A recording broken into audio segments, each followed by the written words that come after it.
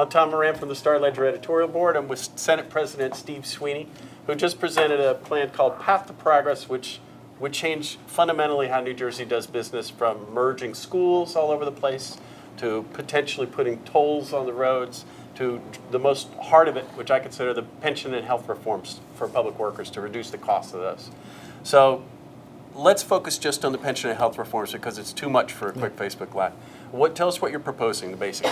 Well, what we're proposing is to create a new pension system that's sustainable, change the health care plan from platinum to gold to reduce that, take those savings to help us make our pension payments, and deal with assets that we own to, again, get us a bridge to the other side, Tom. Right now, our pension system is going to go broke. And it would have been broke in 2017 if we hadn't made the changes just 7 years ago. So it's having a real dialogue with the people in the state. So the core of what you're trying to do on pensions, if I understand it, is people who've been working for 5 years or less would be switched into a new system where they got a partial pension, a partial 401k. This would basically gradually phase out traditional pensions above that $40,000 or replace them with a 401k thing. And do you have some rough idea of how much that would save taxpayers? But remember, anyone that is vested, anybody over 5 years, gets the pension they were promised. They wouldn't be affected at all? At all. And a lot of people are saying, oh, your pension's going to be affected. It will not be affected. If you're retired, it's not affected. If you're working now, it's not affected. And that's important for people to know. That's how you create a new system without hurting people, trying not to hurt people. And if I can, for those who have been here 5 years or less or new hires, they would retain a partial pension up to their first $40,000 of income, and beyond that, it would be a 401k type of system. Yes, cash balance, yeah. Okay. So how much do you think it would save? It's hard to nail the numbers down until I hire an actuary, but look, long haul, we have to shift. We should only be paying less than $1 billion for the pension payment right now. We're going to be up to $6.7 billion. I would think it could save $3 billion between state, county, and local, which is not all that we need to save, Tom. So it's a process with a whole lot of moving parts, which I just told you that as a whole plan, you could see the savings come in. So let me ask you something that I hear from public workers all the time. They say, look, this is not our fault. The core problem here, and other commissions that have studied have agreed with this, is that the government hasn't put in its share. By law, the government is supposed to put in a certain amount, and they haven't. By law, the unions are supposed to put in a certain amount, and they have. So they're saying now you're trying to fix your problem on our backs. What do you say to them? Well, I don't blame the public workers at all, but I do blame their leadership, because their leadership's been very dishonest about this. Their leadership's the one that backed a bond initiative that for $2.8 billion, it's costing us $11 billion to pay back. Their leadership is the group that legislated their retirement going down by 5 years. Their leadership's the one that reduced the contribution by 40%, and their leadership's the one that increased the pension for everyone by 9%. And if you can't understand why we're broke by doing what they did to that pension without dollars to back up those enhancements, it's not the workers' fault.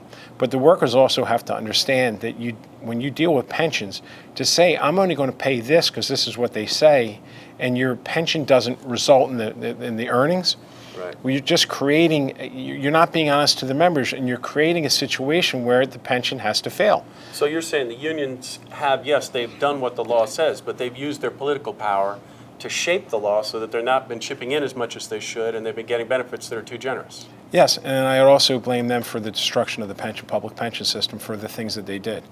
They were the ones that went along with the bonding. They're the ones that did all the things I talked to you about legislatively. It was they pressing legislators, because legislators like to get elected and they're afraid of their, sometimes of their constituents. And they created this. Okay. This has some pretty rough things in it, like retirees who already have seen their cost of living increases eliminated would now have to tack on to that burden, somehow find money to chip in their share of the premiums. Well, and I'm wondering, you've taken a hard line on this and said there can't be any tax increases to help solve this problem. Why not soften the blow a bit by improving the millionaire's tax that you blocked? Tom, and listen, you can soften a blow once you decide you're going to deal with the cost issues here. Just to continue to raise money so we fund two things. We're not funding anything. Even in this budget, we didn't put enough money in an NJ Transit. We didn't put enough money into schools or anything else. So we're fooling ourselves. We are not funding anything but pensions and health care costs for government workers. And I don't blame the workers. but I sure as hell blame the union leadership that put us in this situation that is bankrupting their pensions. Most people I talk to say we need a combination of spending cuts and tax increases to get out of this hole. If we do these kind of spending cuts, would you be open to matching it with some tax increases? Didn't we do $1.5 billion in tax increases this year? Oh, and by the way, we're still broke. And when I asked Governor Murphy, how much is it next year? How much is it the third year? How much is it the fourth year? Because he said it's a four installments. I'd like to know how much we're talking about in taxes before we can even have that conversation. So your fear is he'll just keep increased taxes if you don't do some significant initiative to cut spending like this? Well, if you don't cut spending, then all you have is to raise taxes to continue on the programs that we have. And when the governor came up with some really bold initiatives that, oh, by the way, I really support, like expansion of pre-K, you got to fund it. Right. And when I asked the administration, and I've actually challenged reporters, I said, why aren't you asking the administration how much do the taxes have to go up next year to increase New Jersey Transit, schools, all the things that we just did? How much more, how many hundreds of millions of dollars in new taxes? Because the $1.5 billion we raised is being spent. So how much more next year? And since it was the governor that said it's a 4-year plan, how much each year? We should know that number first, shouldn't we? Right. And he just leaves the door open to future tax increases, but doesn't say how much or which taxes, correct? Correct. And the biggest problem is when the governor, and I know he believes this, but he talks about we're going to grow our way out of it. Well, our rateable growth is 3% now, and that is going to consume all pension and health care costs and nothing else. And if we get to 5%, which is the highest rateable growth in the country, and it's in California, that's $600 million more. The numbers don't add up. You can't grow yourself and hope and pray that there's not a recession around the corner, which I wouldn't be surprised if we didn't see one within the next year or two, because it's been the longest market, bull market in the history. Right. So when you talk about, well, I'm going to grow my way out of this problem, raising taxes does not bring more businesses in. It doesn't bring more people with money, and it chases them the other way. Okay. Have you talked to Governor Murphy about this since you went public with the proposal? I only spoke to him at the budget time. I intend to meet with him hopefully next week. The speaker and I are both looking to meet with him and have a conversation, and I want to have a conversation with him on this. I want to give him a chance to digest what we presented, take a look at it, and I'm going to have a very straightforward conversation with him. So I know you say you invited him to participate and you showed him the proposals beforehand, and they say the exact opposite. What are we to make of that? Well, next time I'll have witnesses in a room, that's all. It's frustrating, Tom. We gave 58 proposals, 58, right? And he actually said to me, because I asked him at the budget time, I said, will you say you're willing to work with me on these? He said, I'm not going to make that public statement. He said, but what I will tell you, which scared me, that he wasn't willing to make a public statement on 58 proposals, that you could work on some of them. But he said, there's some things I think I can live with in this. Mm-hmm. So, okay, he said, she said, if that's the case, I'll have witnesses next time. That's all I guess I can say. Okay. But if you're speaking with us before you're speaking with him, it suggests the working relationship is not all it could be. Well, we just signed a bill today, public-private partnership bill, which was, in my mind, we did a very good job on. We did school funding together. When we do work together, we get things done. And what people can't lose the fact is we did a lot of really good work in his first 6 months. The budget was the issue.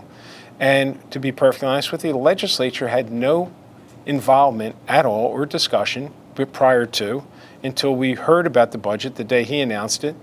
And we had no input or really any meetings until Speaker Coughlin pushed for meetings June 15th, 2 weeks before the budget was due. Yeah. Okay, last question. What if you pass these reforms and he vetoes them? Listen, first things first, this is going to be hard enough to get done. We get them done, then we'll see how strong the public feels about this. Because I feel strongly that if we don't step up now, we're already beyond where we need to be. It's going to be too late. And I don't want to be like I was the guy in 2005 that said, if you don't fix your pensions, we're going broke. To be right is not what I want to be. I'd rather be wrong than right. If we don't fix this now, and the will goes away to correct this, the pensions will absolutely go bankrupt. And the people that work their lives, depending on those pensions, are going to be cut in half, which is a lot of places do. So working with the unions and sitting with them and having an honest dialogue on, hey guys, what do you want us to do? Don't tell me what you told me in 2002, mind my own business. because look where it's got us now. The fix back then, just think about it, the fix back then, we would have had billions of dollars to spend on things we care about. We could fully fund education. We could be funding our transit system. And all those dollars are gone now Right. to fund the pension. What a shame. Yeah. Okay, there you have it. Senate President Steve Sweeney.